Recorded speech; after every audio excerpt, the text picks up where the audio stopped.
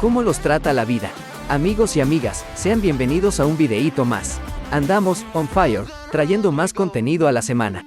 Ya saben, ya cuando monetizas, como que le metes más ganas, y cuando tienes hambre, ni se diga, aún más. Eso sí, he intentado que la calidad y la buena información no se pierda en el proceso. Con este bello video, comenzamos esta nueva serie, que intitularemos, Las batallas más épicas del Cretácico. ¿Entienden? Cretácico, Cretácico. Quitamos el Cre, y ponemos el Cars. Bueno, en mi mente sonó genial en el momento, así que pues, ya que... En este primer capítulo, nos adentramos en la épica batalla por ser el mejor superdeportivo del continente americano del Dodge Viper. Descubre conmigo sus victorias, sus derrotas, sus momentos más épicos, y por qué la razón de la miniatura. Sin más, vamos con la intro. Y acompáñenme a ver esta triste historia.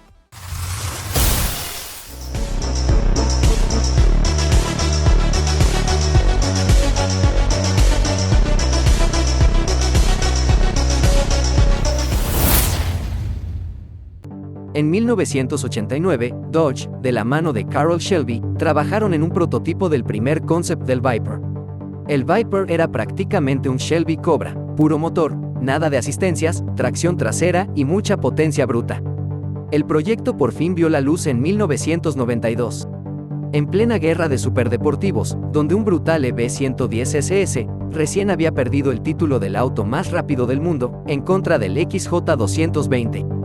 Y detrás de ellos también llegaba al mundo el McLaren F1. El Viper RT10 apareció, contando con la ayuda de Lamborghini para crear su gigantesco V10, de casi 8.000 centímetros cúbicos, alcanzaba una potencia de 400 caballos de fuerza y 631 Nm de torque. Era capaz de alcanzar una velocidad máxima de 266 km por hora y llegar a 100 km por hora en 4.7 segundos. Era obvio que el Viper no podría contra un EV110, mucho menos contra el McLaren, pero tal vez sí lograría posicionarse entre los mejores superdeportivos del continente americano. Dodge creía que solo había que derrotar al actual superauto más reconocido, el Corvette C4 LT1. El Corvette era bueno, poderoso, dominante, pero sucumbiría ante el poder del Viper. Airoso, el Viper creía estar en lo más alto, pero no contaba que quien ayudó con el desarrollo del mismo, seguía siendo el rey de los autos americanos. De esta manera, el Viper probaría el sabor de la derrota.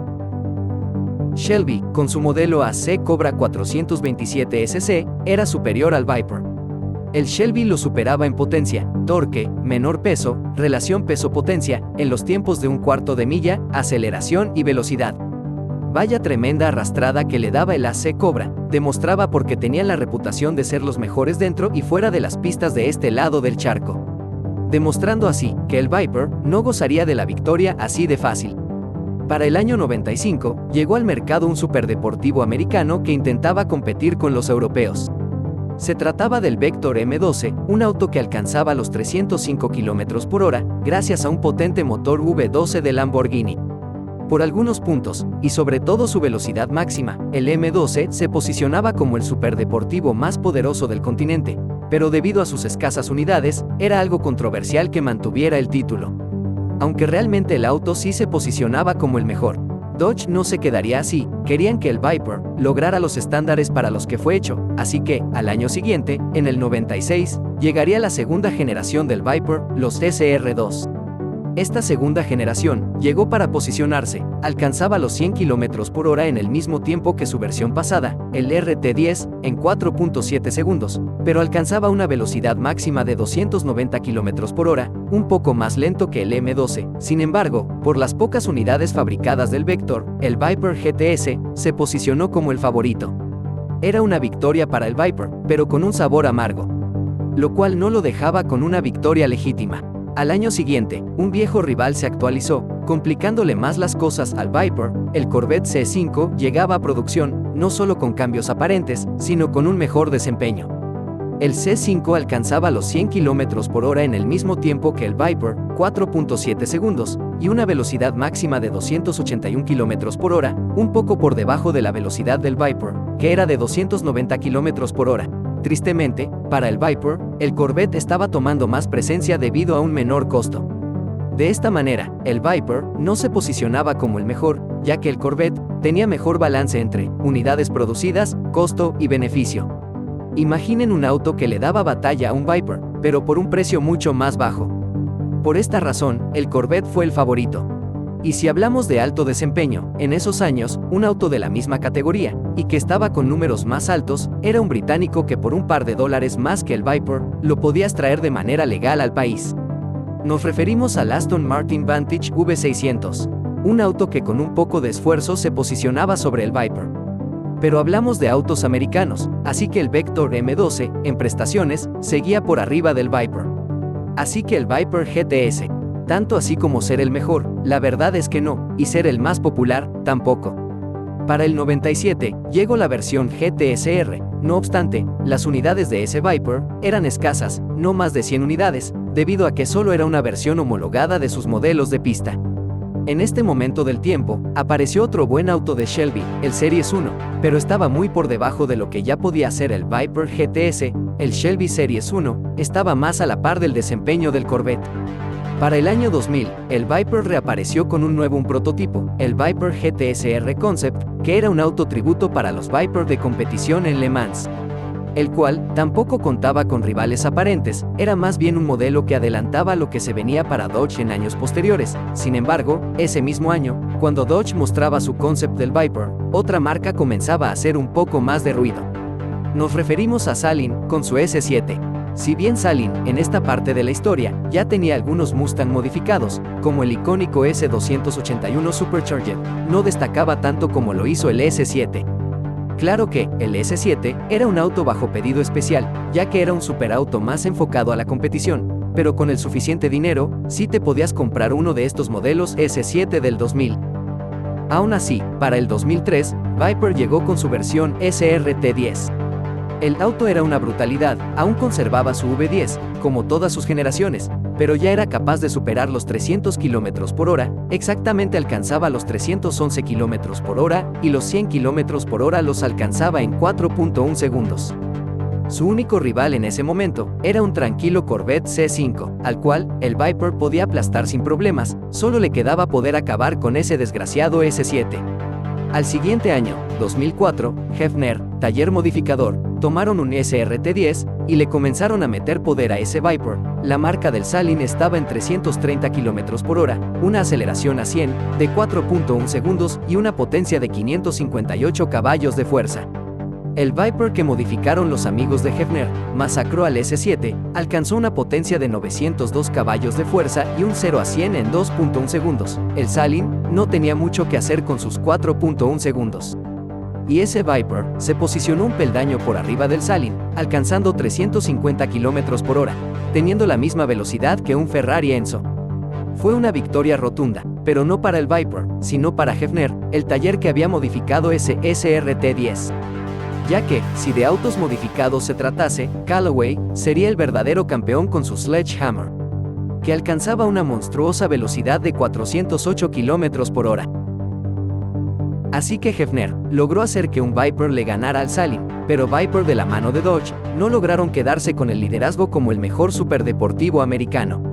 Y no vendrían más que desgracias para el Viper, ya que en pleno 2004 aparecería el tendón de Aquiles de Salin, que sería SSC o Shelby Supercars, con su modelo SC8T, con el cual tuvo una competencia digna de otro video. Ford sacaría los primeros modelos del Ford GT, autos que sobrepasaban al Viper. Para el 2006 llegó la variante coupé del Viper, la cual, a los fanáticos del Viper y a un servidor, nos encantó. Sin embargo, la tabla de posiciones de marcas americanas ya estaba así. En la primera posición se encontraba el SSC, con su modelo Ultimate Aero TT. Justo debajo de él, se encontraba el Salin, con su S7, que ya estaba potenciado, con doble turbo. Muy por detrás de estas bestias, batallando difícilmente por el tercer puesto, estaba Musler, con su reciente MT900S. Justo detrás de él, y realmente por casi nada, se encontraba el Ford GT. Corvette había sacado recién su Corvette C6, el cual estaba un poco por encima del Viper SRT10 y de igual manera a un precio mucho más económico. Y en la última posición, estaba nuestro querido Viper SRT10. Aunque todo parecía perdido, los fans del Viper seguían siendo leales. Entre estos fans se encontraba John, un fan y propietario de un Viper SRT-10. John no solo era un fan, sino que también era un gran corredor de Pikes Peak y preparador de autos. Y vio en su Viper que aún tenía mucho que mejorar. Era como un gran lienzo en blanco que solo necesitaba unas mejoras para ser más poderoso y perfecto. Así que John, con el apellido Hennessy, comenzó a mejorar el Viper. El resultado fue un Viper que no le temía a nadie. Con el nombre de Hennessy Viper Venom 1000 Twin Turbo, su Viper se colocó por encima de todos, incluso por encima del Callaway Sledgehammer, teniendo el título oficial del auto modificado más rápido del continente. Tal vez el Viper no logró ser el mejor superdeportivo, pero gracias a John, el Viper se volvió un gran proyecto para modificar, dándole un poco más de popularidad entre la comunidad y los entusiastas del tuning. La producción del Viper duró hasta el 2010, año donde se anunció que ya no se iba a seguir produciendo, iba a ser el fin de un superauto que luchó por ser el mejor y que solo lo lograría gracias al ímpetu de los entusiastas que tenían uno de estos ejemplares. Era como el Skyline o el Supra americano, un auto que modificado era demasiado bueno, con la diferencia de que el Viper bien modificado sí podía hacerle frente a algunos hypercars del mercado, a diferencia de los JDM antes mencionados. Sin embargo, Sergio Marchionne, CEO de Dodge, en el año 2012, presentaría el nuevo Dodge Viper, emocionando a los fans de esta bestia.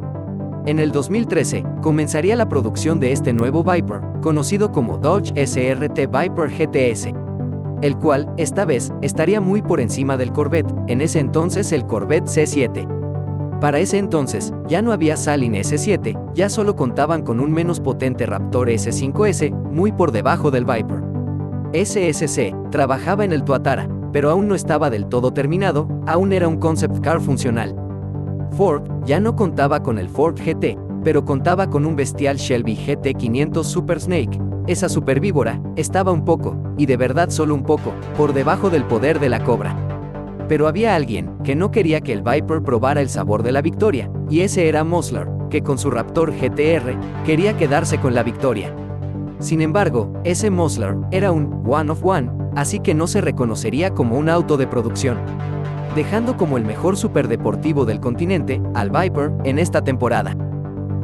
Al año siguiente lanzaron el SRT Viper TA, pero fue un intento de competir contra los superdeportivos europeos en pista. El ego se les había subido a la cabeza a los directivos de Dodge, y tristemente, el Viper TA no podría contra los autos europeos en ese momento, aunque el TA o Time Attack era mejor que el GTS en todos los aspectos de desempeño en circuito. Las versiones ACR de las dos últimas generaciones eran incluso más lentas que las versiones GTS, solo que enfocadas 100% para las pistas, aunque si tenías el dinero suficiente, podías hacerte de uno de estos legal para las calles.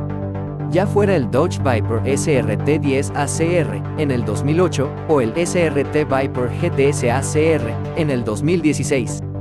Aunque su sueño por ser el mejor superdeportivo les duró poco, ya que, en el 2014, Hennessy se quedaría con ese título con su Venom GT. Aún así, Dodge lo había logrado.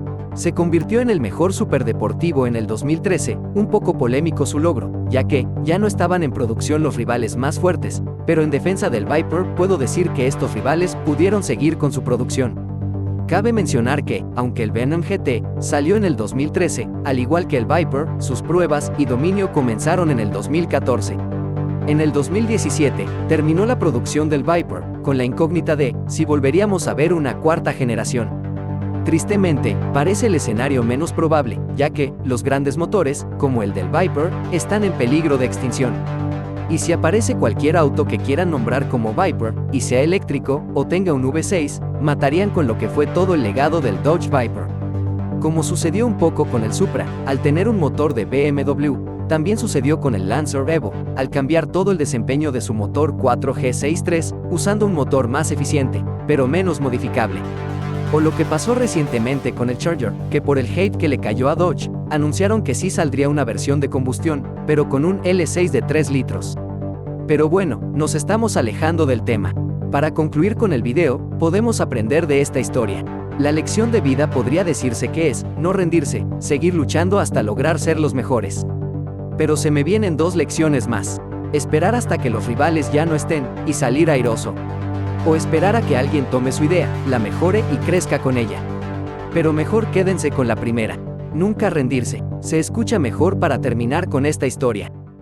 ¿Qué les pareció el primer capítulo de Las batallas más épicas del Carstásico? No olviden suscribirse si no lo han hecho, y activen la campanita, de esta manera les llegará la notificación cuando subamos el próximo capítulo. Igual y si les gustaría alguna batalla en especial, dejen el nombre del auto en los comentarios y vemos si es viable hacerle su video. Nos estamos viendo en el próximo video. Venga con la rolita triste. Pero tú tranquilo, puedes ver uno de los siguientes videos. O escuchar una historia de terror en nuestro canal secundario. Link en descripción.